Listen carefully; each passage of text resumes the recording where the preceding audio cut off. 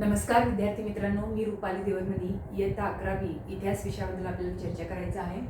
प्रकरण 11वा दक्षिण भारतातील राजसत्ता या पाठाबद्दल आपल्याला सविस्तर माहिती पाहिजे आहे. त्यामधील पॉईंट्स आहेत. दक्षिण भारतातील महत्त्वाचे राज्य आपल्याला पाहायचे आहेत. गेल्या पाठात आपण उत्तर भारतातील महत्त्वपूर्ण राज्याविषयी चर्चा केलेलो होतो. आता दक्षिण भारतातील महत्त्वपूर्ण राज्यांमध्ये चोळ आहे, पांड्य आहे, चेर राजघराणे आहेत, वाकाटक घराणे आहेत, चालुक्य, पल्लव, राष्ट्रकूट, शिलाहार, दक्षिण कोकण, उत्तर कोकण, कोल्हापूर, गोंड, यादव घराण्याविषयी आपल्याला माहिती पाहिजे आहे. आणि यांच्या कालावधीतील राजव्यवस्था कशी होती, व्यापार कसं होतं, समाज जीवन कसा होता त्यांचा, साहित्य, कला, स्थापत्य याविषयी सुद्धा आपल्याला माहिती पाहायचं आहे.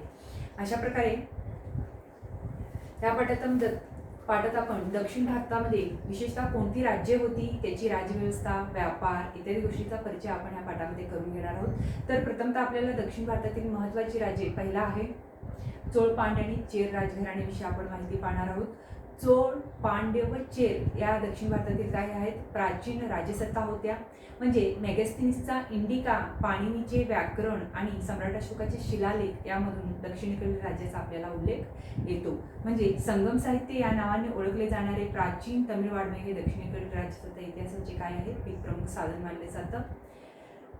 पहिल्या शतकात चोळांचे राज्य स्थापन झाले. तमिळ प्रदेशातील तंजावर आणि तिरुचिरापल्ली येथे चोळ राजवंश उदयाला आला. म्हणजे या प्रदेशात चोळ मंडल म्हणून ओळखले जाऊ लागले. कॅरो मॉडेल ही इंग्रजी शब्द चोल मंडळ या शब्दाचा काय आहे, अपभ्रंश आहे. चोळाच्या दक्षिणेला पुदुकोट्टईपासून कन्याकुमारीपर्यंत पांड्य घराण्याची सत्ता स्थापन झाली होती. त्यांच्या पश्चिमेस असणाऱ्या केरळच्या प्रदेशात चेरांचे राज्य निर्माण झाले होते. म्हणजे तत्कालीन साहित्यात चेराच्या राज्याचा उल्लेख केरलोपुत्तो म्हणजे केरळ पुत्र असा येतो. राजकीय वर्चस्वासाठी ही राज्ये कायम एकमेकांशी संघर्ष करत राहिली.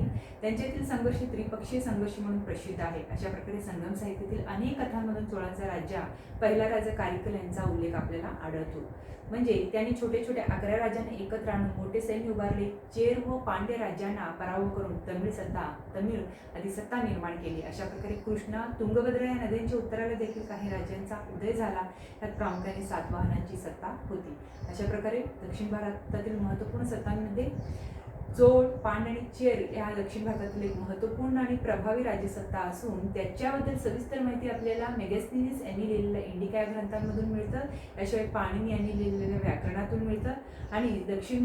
आणि सम्राट अशोकाचे शिलालेख यांच्या मधून दक्षिणेतील या राज्यांचा उल्लेख शिलालेखांमध्ये सुद्धा सम्राट अशोकांचे 13 प्रमुख शिलालेख आणि अभिलेख होते. या शिलालेखांमध्ये सुद्धा ह्या दक्षिण भारतातील राज्याचा उल्लेख असलेला आपल्याला दिसून येतो. आणि संगम साहित्य या नावाने ओळखले जाणारे प्राचीन तमिळ वाङ्मय होते.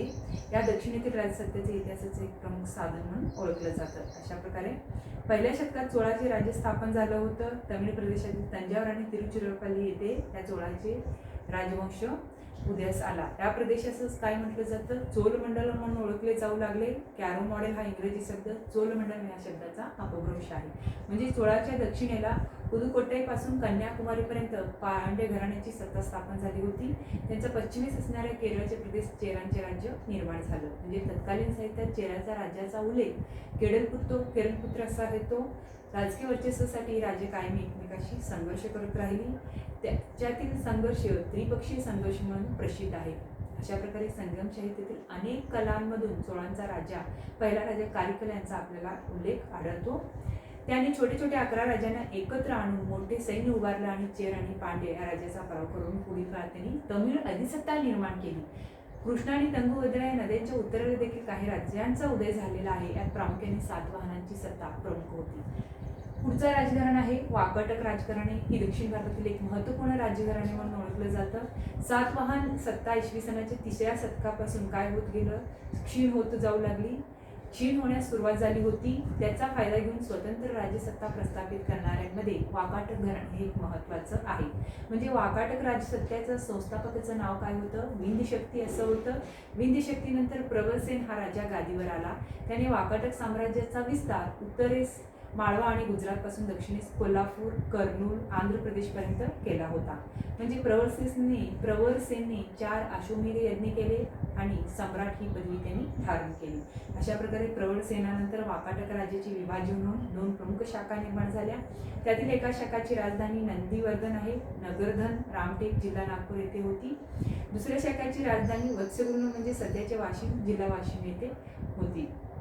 जे गुप्त सम्राट दुसरा चंद्रगुप्त याची कन्या प्रभावती हिचा विवाह वाकाटक राजा दुसरा रुद्रसेन यांच्याशी झाला होता. याचा उल्लेख यापूर्वी आला आहे. हरिसेन यांचा मंत्री वराहदेव हा बौद्ध धर्माचा काय होता? अनुयायी होता. अजिंठा येथील 16 क्रमांकाचे लेणे त्यांनी खोदून घेतले होते. म्हणजे अजिंठ्याच्या इतर काही लेण्याचे खोदाईचे काम आणि चित्राचे रेखाटण्याचे काम हरिसेनाच्या कारकिर्दीत करण्यात आलं होतं. अशा प्रकारे वाकाटक राजा दुसरा प्रवरसेन यांनी सेतुबंध या महाराष्ट्री प्राकृत भाषेतील रचना केली. तसेच कवी कालिदासांनी या काळात रचलेल्या अनेक ग्रंथांपैकी मेघदूत हे इतिहास लिहिण्याच्या दृष्टीने महत्त्वाचं आहे. त्यामध्ये वर्णन केलेल्या भौगोलिक संदर्भाच्या आधारे तत्कालीन शहर आणि इतर स्थळे याची माहिती आपल्याला यातून मिळते. म्हणजे वाकाटक राजा दुसरा प्रवरसेन यांनी सेतुबंध या महाराष्ट्री प्राकृत भाषेमध्ये त्यांनी रचना केलेली आहे. तसेच कवी कालिदासांनी वाकाटक यांच्या काळात कुठला ग्रंथ लिहिलेला होता? मेघदूत हे इतिहास लेखनाच्या दृष्टीने महत्त्वाचं आहे.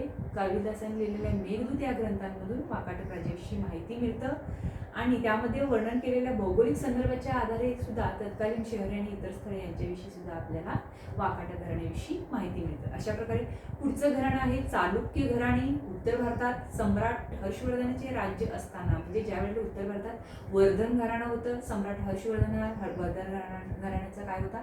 प्रमुख होता. त्यांचा राज्य असताना चालुक्य घराण्याने दक्षिणेत सुमारे 200 वर्षे राज्य केले. ज्यावेळेला उत्तर भारतामध्ये हर्षवर्धनाचं वर्धन घराणे होतं त्यावेळेला दक्षिण भारतामध्ये कोणाचं घराणं होतं? चालुक्य घराण्याचं होतं. ते दक्षिणेत सुमारे 200 वर्षे आपले राज्य केलेले होते.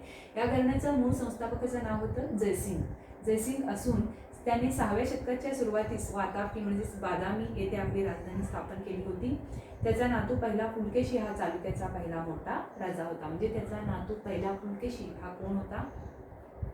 चालुक्याचा पहिला मोठा राजा होता. बादामीचा किल्ला त्यांनी बांधलेला होता. त्यांनी अश्वमेध यज्ञ करून महाराज ही पदवी धारण केली होती. त्यांनी स्वतः पृथ्वीवल्लभ, सत्याश्री ही बिरुदे लावलेली आढळतात. आणि पहिल्या पुलकेशीनंतर त्याचा मुलगा कीर्तिवर्मा राज्यावर आला. त्यांच्या कारकिर्दीत त्यांनी वनवाशीचे कारभार, कदंब आणि अपरांताचे उत्तर कोकण, मौर्य यांना जिंकून आपले राज्य त्यांनी वाढवलेले आहे. म्हणजे कीर्तिवर्मा कलेचा भोक्ता होता. बदामीतील सुंदर लेणी त्यांच्या आदेशाने त्यांनी निर्माण केली गेली. अशा प्रकारे दुसरा पुलकेशी हा चालुक्याचा सर्वात महान राजकर्ता होता. त्यांनी दक्षिण भारतात दिग्विजय करून चालुक्याची सत्ता त्यांनी बलाढ्य बनवली. रविकीर्ती नावाच्या कवीने रचलेल्या प्रशस्तीमध्ये त्याच्या पराक्रमाचे वर्णन केलेले आहे. कदंब, मौर्य, नल, कलचुरी, राष्ट्रकूट, लाट, मालव व गुर्ज अशा अनेक राजांना पराभूत करून त्यांनी विदर्भ, महाराष्ट्र आणि कर्नाटकाच्या विस्तीर्ण प्रदेशावर चालुक्याची सत्ता त्यांनी प्रस्थापित केलेली आहे. सम्राट हर्षवर्धनाने दक्षिण जिंकण्यासाठी जी स्वारी केली तिचा प्रतिकार दुसऱ्या पुलकेशीने केला. म्हणजे सम्राट हर्षवर्धन हा बलाढ्य असा उत्तर भारतातील राजा होता. त्याने उत्तर भारतातील अनेक राज्य जिंकत येते दक्षिण भारतामध्ये आला आणि दक्षिण भारतामध्ये नर्मदा नदीच्या तीरावर त्यांनी दुसरा पुलकेशी यांच्याबरोबर जो काही युद्ध झाला तिथे सम्राट हर्षवर्धनाचा पराभव होतो. त्याने हर्षवर्धनाचा पराभव करून खूप मोठी कीर्ती संपादन केलेला आहे. म्हणजे दक्षिण दिग्विजय करून त्याने आपले साम्राज्य नर्मदेपासून कावेरीपर्यंत आणि पूर्व समुद्रापासून पश्चिम समुद्रापर्यंत विस्तारलेला आहे. त्यांच्या पराक्रमाची कीर्ती भारताबाहेरही गेली होती. यावेळी इराणमध्ये खुशरू परवीज नावाचा बादशाह होता. त्याने त्याचा खास राजदूत सम्राट पुलकेशीकडे पाठवल्याचा उल्लेख मिळतो. हा संपूर्ण प्रसंग अजिंठा येथील पहिल्या क्रमांकाच्या लेण्यातील छतांवर चित्रबद्ध केलेला आहे. असे काही विद्वानांचं मत आहे की कांचीच्या पल्लवांनी त्याचा पराभव करून बदामी या राजधानीवर हल्ला चढवला आणि त्याचा त्यांनी विध्वंस केला. दुसऱ्या पुलकेशीचा पुत्र विक्रमादित्य याने पल्लवाचा पराभव केला. चालुक्य व पल्लव यांचा हा संघर्ष पुढे बराच काळ चाललेला दिसतो. चालुक्याचे शेवटचा राजा कीर्तिवर्मा यांचा पराभव दंतीदुर्ग आणि राष्ट्रकूट या राजाने केलेला आहे. अशा प्रकारे चालुक्य या घराण्याविषयी आपल्याला माहिती पाहता येतं. पुढचा घराणा आहे पल्लव घराणे. हा दक्षिण भारतातील महत्त्वपूर्ण घराणे असून साधारणपणे 6व्या शतकापासून 9व्या शतकापर्यंत पल्लव राजे दक्षिण भारतातील प्रबळ शक्ती म्हणून ओळखले जातात. म्हणजे पल्लव हे मूळचे कोण होते, कुठले इत्यादीविषयी माहिती इतिहास तज्ज्ञांमध्ये एकमत नाहीये. म्हणजे पल्लवांचे काही प्राचीन ताम्रपट सापडलेले आहेत. त्यामध्ये सिंहवर्मा व स्कंदवर्मा हा आरंभीच्या पल्लव राजाची सत्ता पूर्व किनाऱ्यावर उदयास आली असा दिसतो. म्हणजे कांची ही पल्लवाची काय होती? राजधानी होती. सिंह विष्णूच्या कारकिर्दीपासून आपणास पल्लव घराण्याची संगतवार माहिती मिळतं. त्याने चोळांचा प्रदेश जिंकून घेतला आणि कृष्णेपासून कावेरीपर्यंत आपल्या राज्याचा त्याने विस्तार केला. सिंह विष्णूनंतर त्याचा पुत्र महेंद्रवर्मा गादीवर बसला. हा स्वतः मोठा पंडित होता. त्यांनी संस्कृतमध्ये मत्तविलास हे प्रहसन लिहिलेलं आहे. त्यांनी संगीतविषयक ग्रंथ रचला. संगीत, नृत्य, शिल्पकला, चित्रकला इत्यादी अनेक कलांना त्यांनी राजश्री दिला. अशा प्रकारे एकसंध शिळेतून मंदिर खोदून काढण्याची पद्धत त्यांनी सुरू केली. महाबलीपुरम येथील अशा मंदिराचे संकुल रथमंदिर म्हणून ओळखलं जातं. त्यांच्या कारकिर्दीत तिरुचिरापल्ली, चिंगलपूट, उत्तर आणि दक्षिण आर्काड जिल्ह्यातील अनेक मंदिरे बांधली गेली. त्यांच्या कारकिर्दीत पल्लवाची चालुक्य घराण्याशी युद्ध सुरू झालं. त्यांचा पुत्र नरसिंहवर्मा यांनी चालुक्य सम्राट दुसरा पुलकेशी यांचा पराभव केला. म्हणजे त्यांच्या काळात महाबलीपुरम येथे अनेक मंदिरे निर्माण केली गेली. प्रसिद्ध चीनी प्रवासी युआन स्वांग काही काळ त्यांच्या दरबारात राहिलेला आहे. नरसिंहवर्मन यांचे लेखन पल्लव सत्तेच्या इतिहासाचे एक महत्त्वाचं साधन आहे. पल्लवाचं राज्य 9व्या शतकापर्यंत अस्तित्वात होतं. अपराजित हा शेवटचा पल्लवचा राजा होता. चोळ राजा आदित्य याने त्याचा पराभव करून पल्लवाचं राज्य नष्ट केलेलं आहे. अशा प्रकारे पल्लव घराणे साधारणपणे 6व्या शतकापासून 9व्या शतकापर्यंत पल्लव राज्य दक्षिण भारतातील एक प्रबळ शक्ती म्हणून ओळखलं जात असून पल्लव हे मूळचे कोण होते, कुठले होते यांच्याविषयी इतिहासांमध्ये एकमत नाहीये. त्यामुळं पल्लवाचे प्राचीन ताम्रपट आपल्याला सापडलेले आहेत. त्यामध्ये सिंहवर्मा आणि स्कंदवर्मा हे आरंभीच्या पल्लव राजाची सत्ता पूर्व किनाऱ्यावर उदयास आलेले दिसून येतं. कांची पल्लवाची काय होती? प्रमुख राजधानी होती आणि सिंह विष्णूच्या कारकिर्दीपासून आपणास पल्लव घराण्याची संगतवार अशी माहिती मिळतं. कृष्णेपासून कावेरीपर्यंत आपल्या राज्याचा विस्तार केलेला होता. सिंह विष्णूनंतर त्याचा पुत्र महेंद्रवर्मा हा गादीवर बसलेला आहे. हा स्वतः मोठा पंडित होता. त्याने संस्कृतमध्ये मत्तविलास हे प्रहसन लिहिले. त्यांनी संगीतविषयक ग्रंथ रचला. संगीत, नृत्य, शिल्पकला, चित्रकला इत्यादी अनेक कलांना त्यांनी राजश्री दिला. अशा प्रकारे एकसंध श्रेणीतून मंदिर खोदून काढण्याची पद्धत त्यांनी सुरू केली. महाबलीपुरम येथील अशा मंदिराचे संकुल रथमंदिरे म्हणून ओळखला जातो. महाबलीपुरम मधील अशा मंदिराचे संकुल रथमंदिर म्हणून ओळखलं जातं. त्यांच्या कारकिर्दीत तिरुचिरापल्ली, चिंगलपूट, उत्तर आणि दक्षिण आर्काड जिल्ह्यात अनेक मंदिरे ते बांधले गेले. यांच्या कारकिर्दीत पल्लवाची चालुक्य घराण्याशी युद्ध सुरू झालं. त्यांच्या पुत्र नरसिंहवर्मा याने चालुक्य सम्राट दुसरा पुलकेशी यांचा पराभव केला. त्यांच्या काळात महाबलीपुरम येथे अनेक मंदिरे बांधली गेली. प्रसिद्ध चीनी प्रवासी युआन स्वांग हा काही काळ त्यांच्या दरबारात होता. नरसिंहवर्मन यांचे लेखन पल्लव सत्तेच्या इतिहासाचे एक महत्त्वाचं साधन असून पल्लवांचं राज्य 9व्या शतकापर्यंत अस्तित्वात होतं. अपराजित हा शेवटचा पल्लव राजा होता. चोळ राजा आदित्य याने त्याचा पराभव करून पल्लव राजांचं राज्यच पुढं नष्ट केलं. अशा प्रकारे महाबलीपुरम येथील युधिष्ठिर रथमंदिर हे आपल्याला पाहता येतो. तर पुढचा दक्षिण भारतातील महत्त्वपूर्ण राज्य आहे राष्ट्रकूट. राष्ट्रकूट घराण्यातील दंतीदुर्ग हा पहिला पराक्रमी राजा होऊन गेलेला आहे. राष्ट्रकूट घराण्याची सत्ता विंध्य पर्वतापासून ते दक्षिणेला कन्याकुमारीपर्यंत पसरलेली होती. म्हणजे दंतीदुर्गानंतर त्याचा चुलता कृष्ण पहिला हा गादीवर आला. त्याने चालुक्याची सत्ता पुढील काळात समूळ नष्ट केली. कृष्ण पहिला या राजाने वेरूळचे सुप्रसिद्ध कैलास मंदिर खोदवलं. त्यानंतर आलेल्या राष्ट्रकूट राजाने उत्तर भारतात आपला प्रभाव निर्माण केला. अमोघ वर्ष हा राष्ट्रकूट घराण्यातील कर्तबगार राजा होता. अमोघ वर्षांनी रत्नमालिका व कविराज मार्ग या ग्रंथाची त्यांनी रचना केली. त्यांनी सोलापूरजवळ माणिखेड म्हणजे मालखेड हे नवे नगर वसवले. परमार आणि कल्याणीची चालुक्य यांनी केलेल्या आक्रमणाची राष्ट्रकूट घराण्याचा ऱ्हास झाला. आक्रमणांनी राष्ट्रकूट घराण्याचं काय झालेलं आहे? ऱ्हास झालेला आहे. वेरूळ येथील कैलास मंदिर आहे हे आपल्याला पाहता येतं. वेरूळ येथील औरंगाबाद जिल्ह्यातील वेरूळ येथील कैलास मंदिराचं छायाचित्र आपण पाहणार आहोत. हे राष्ट्रकूटांच्या काळात बांधलेलं आहे. शिलाहार बघा. शिलाहार घराण्याच्या 3 शाखा होत्या. त्यात दक्षिण कोकण आहे, उत्तर कोकण आहे, कोल्हापूरचे शिलाहार असे 3 शाखा आपल्याला दिसून येतो. ते स्वतःला तगरपुराधीश्वर, तगरतेर, जिल्हा उस्मानाबाद असे म्हणून घेत. या 3 शाखांचे राजे आद्य पुरुष म्हणून जिमूतवाहन यांचा उल्लेख करताना दिसतात. म्हणजे शिलाहाराचा प्रभाव महाराष्ट्राबाहेर आढळून येत नाही. म्हणजे आधी राष्ट्रकूटाचे मंत्र चालुक्याचे मांडलिक तुपत करून त्यांनी सुमारे 300 वर्षे राज्य टिकवून ठेवलेले आहे. दक्षिण कोकण आहे. दक्षिण कोकणाविषयी माहिती पाहत असताना शिलाहाराची दक्षिण कोकणातील सत्ता सणफुल या राजांनी स्थापन केली. त्याचा मुलगा धमियार यांनी बलिपट्टणम हे गाव वसवले व तेथे त्यांनी किल्ला बांधला आहे. पुढे आदित्यवर्मा या राजाने आपले राज्य ठाण्यापासून गोव्यापर्यंत वाढवले. या घराण्याचा शेवटचा राजा रट्टराजा हा होता. या घराण्याचा इतिहास खारेपाटणच्या एका ताम्रपटांवरून ज्ञात होतो. उत्तर कोकण ह्या कोकणाविषयी आपण माहिती पाहणार आहोत. शिलाहारचे तिसरं महत्त्वपूर्ण शाखा काय आहे? उत्तर कोकण आहे. शिलाहाराची उत्तर कोकणातील शाखा कपर्दी या राजाने स्थापन केली. ही शाखा प्रारंभी राष्ट्रकूटाची मांडलिक होती. याची राजधानी स्थानक ठाणे येथे होती. म्हणजे त्यानंतरचा महत्त्वाचा राजा म्हणजे अपरजित.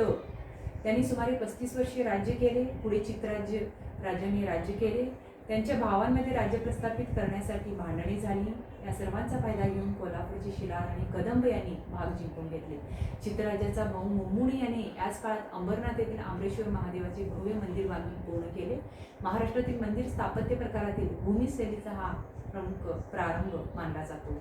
अशा प्रकारे उत्तर कोकणातील शिलाहार, उत्तर कोकणातील शाखा शपर्दी या राजांनी स्थापन केलेली असून ही शाखा प्रारंभी कोणाची होती? राष्ट्रकूटाची मांडलिक होती. या राजधानीचे स्थानक म्हणजे ठाणे येथे होतं. त्यानंतरचा महत्त्वाचा राजा म्हणजे त्यांचा कोण होता? अपराजित होता.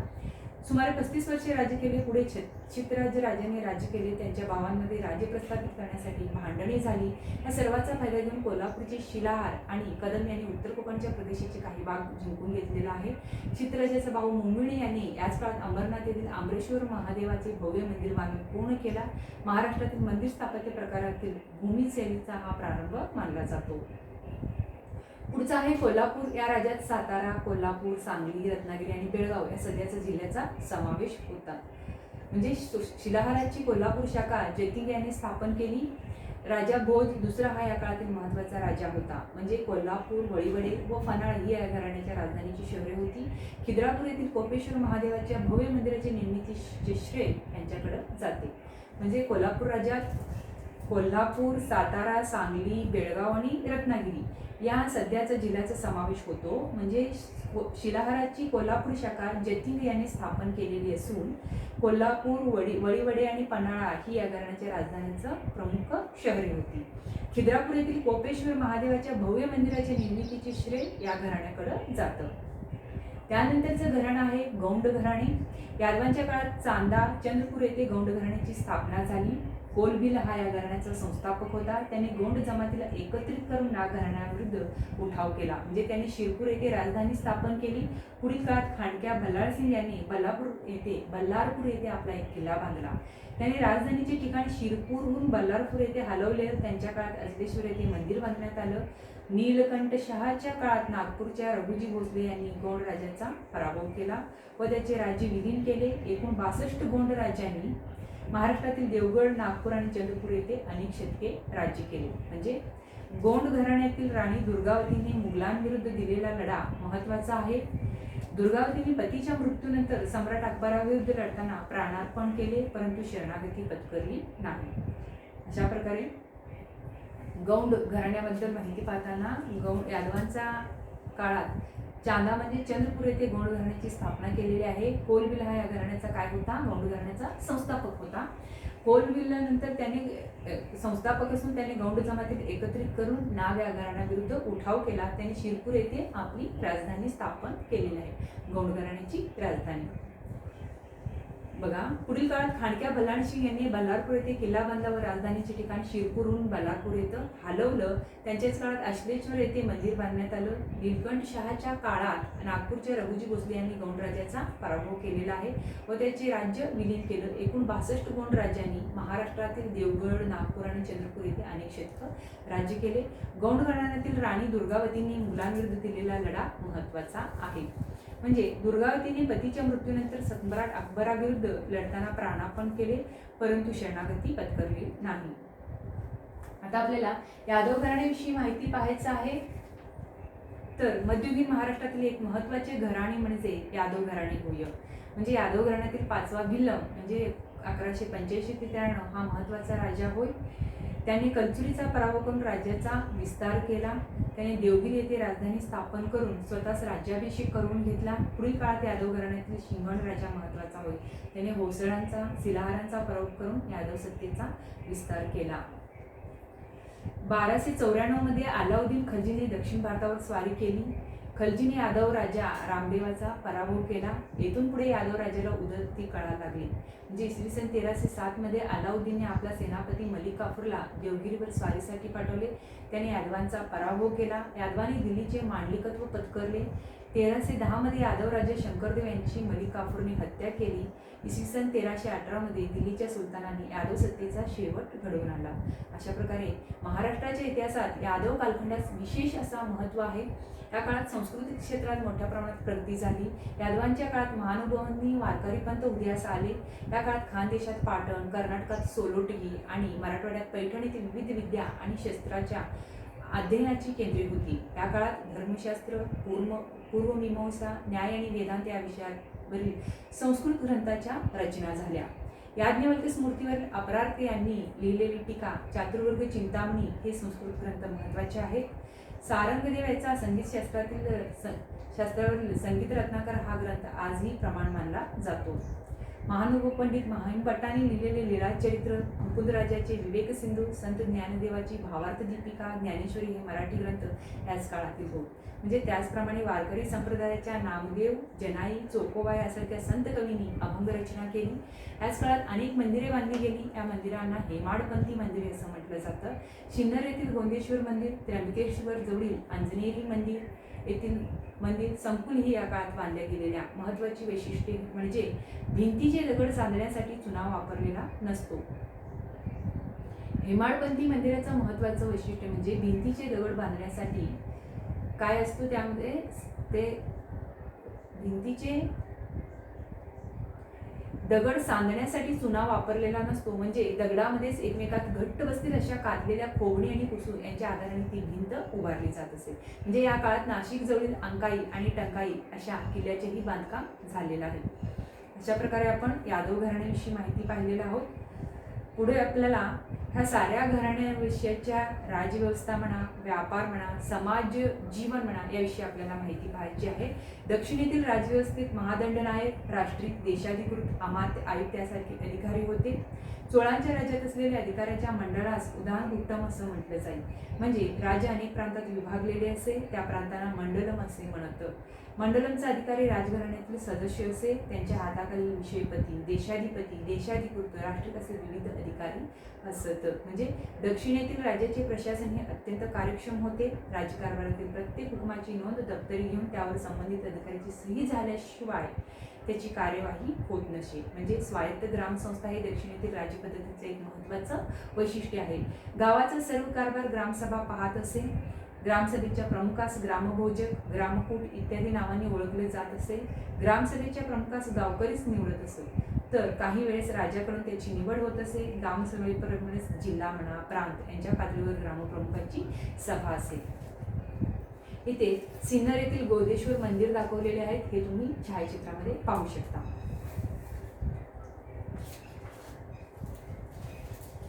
पहा, जमीन महसुलाच्या राजाच्या उत्पन्नाचा प्रमुख जमीन महसूल हा काय होता, राजाचा उत्पन्नाचा प्रमुख स्रोत होता. याशिवाय जकात म्हणा, व्यवसाय कर म्हणा, यात्रा कर यासारखे कर ही राजाच्या उत्पन्नाची काय होती, महत्त्वाची साधने होती. चोळ, पांड्य, चेर, वाकाटक, चालुक्य, राष्ट्रकूट, पल्लव, शिलाहार, यादव या राजाच्या प्रदेशात विशेष कौशल्यावर आधारित असे अनेक प्रकारचे व्यवसाय चालत असत. म्हणजे हस्तिदंत मलयगिरीच्या जंगलातून मिळवले जाई. चोल मंडलमचा प्रदेश उत्तम दर्जाच्या वस्त्रासाठी प्रसिद्ध होता. सुती कापड तसेच रंगीत रेशमी वस्त्राची निर्मिती या प्रदेशात होत असे. चेरांच्या राज्यात अत्यंत तलम कापड विणले जाई. भारत आणि रोम यांच्यामधील व्यापारात या गोष्टींना विशेष महत्त्व होते. मार्को पोलोच्या प्रवास वर्णनात त्याची नोंद आढळते. दक्षिण भारतातील व्यापार आणि उद्योग त्या काळात भरभराट सुरू झाली. शेतीची समृद्धता, वाढते उद्योगधंदे यामुळे पैठण, तगर, तेल, नाशिक इत्यादी नगरे उदयास आली. ग्रामीण क्षेत्रात निर्माण होणारी उत्पादने नगरात विक्रीस आणली जात असत. ही उत्पादने जेथे विकली जात तो बाजारपेठेचा भाग नगराच्या मध्यभागी असे. दक्षिण भारतातील व्यापारी श्रेणी व्यापार आणि समाज व्यवस्थेमध्ये महत्त्वाची भूमिका बजावत असे. पुढचा पॉईंट आहे साहित्य, कला आणि स्थापत्याविषयी मला माहिती पाहायचं आहे. दक्षिणेकडील राज्यांमध्ये प्राचीन काळापासून काव्य आणि व्याकरणाच्या ग्रंथाच्या निर्मितीची परंपरा होती. तमिळ संस्कृतीत संगम साहित्याचा कालखंड हा सर्वात प्राचीन साहित्याचा कालखंड मानला जातो. हे साहित्य दक्षिण भारताच्या राजकीय इतिहासाचे प्रमुख साधन आहे. एकूण 3 संगम विद्वान साहित्यिकांची परिषद होऊन गेले असे मानलं जातं. हा काळ संस्कृत वाढवण्याच्या दृष्टीनेही महत्त्वाचा होता. कालिदासाने मेघदूत हे काव्य नागपूरजवळील रामटेक या ठिकाणी रचले. वाकाटकांच्या राजवटीत प्राकृत काव्यही निर्माण झाले. दुसरा प्रवर्तन या वाकाटक घराण्यातील राजाने सेतुबंध हे सुप्रसिद्ध काव्य रचले. म्हणजे वाकाटकांच्या वत्सगुल्म शाखेचा संस्थापक सर्वसेन याने हरिविजय हे काव्य रचलं. म्हणजे दक्षिण भारताच्या स्थापत्यकलेत मुख्यतः 2 शैली आढळतात. एक द्रविड स्थापत्य शैली आणि दुसरी आहे वेसर स्थापत्य शैली. म्हणजे कृष्णा नदीपासून कन्याकुमारीपर्यंतच्या प्रदेशात द्रविड स्थापत्य शैलीचा उदय व विकास झाला. द्रविड शैलीचे वैशिष्ट्य म्हणजे शिखरांची उभारणी. या पद्धतीच्या शिखरांमधील मजले एकावर एक लहान होत गेलेले असतात. कांची येथील कैलासनाथ आणि वैकुंठ पेरुमल मंदिर, तंजावर येथील बृहदीश्वर मंदिर इत्यादी मंदिरे द्रविड शैलीचे उत्कृष्ट नमुने आहेत. म्हणजे चालुक्यांनी ऐहोळे, बदामी आणि पट्टदकली इत्यादी ठिकाणी मंदिरे बांधली. राष्ट्रकूटांच्या काळात वेरूळ येथील जगप्रसिद्ध कैलास मंदिराची निर्मिती झाली. अशा प्रकारे चोळाच्या काळातील धातुशिल्पे ही भारतीय धातुशिल्पांमध्ये सर्वोत्कृष्ट आहेत. यामध्ये शिवाच्या नटराज रूपातील कांस्यमूर्ती प्रसिद्ध आहे. नटराजांची कांस्यमूर्ती आपल्याला छायाचित्रामध्ये पाहता येतं. तर वाकाटकाच्या काळात दक्षिणेतील शिल्पकला व चित्रकला यांनी उत्कृष्ट बिंदू गाठलेला दिसतो. अजिंठा लेण्यातील क्रमांक 1, 2, 16, 17 आणि 19 ही लेणी या काळात निर्माण झाली. या लेण्यांच्या शिल्पकारांना शरीर रचनेचे व निसर्गातील बारकाव्याचे उत्तम ज्ञान होते असं दिसतं. म्हणजे आतापर्यंत आपण भारताच्या सांस्कृतिक आणि राजकीय इतिहासाचा थोडक्यात आढावा घेतला. भारतीयांचे बाहेरील देशाशी आणि प्राचीन काळापासून सांस्कृतिक संबंध प्रस्थापित झालेलं होतं. पुढील 2 पाठांमध्ये आपण भारत आणि भारताबाहेरील देश यांच्यातील सांस्कृतिक संबंधाचा इतिहास समजून घेणार आहोत. नमस्कार.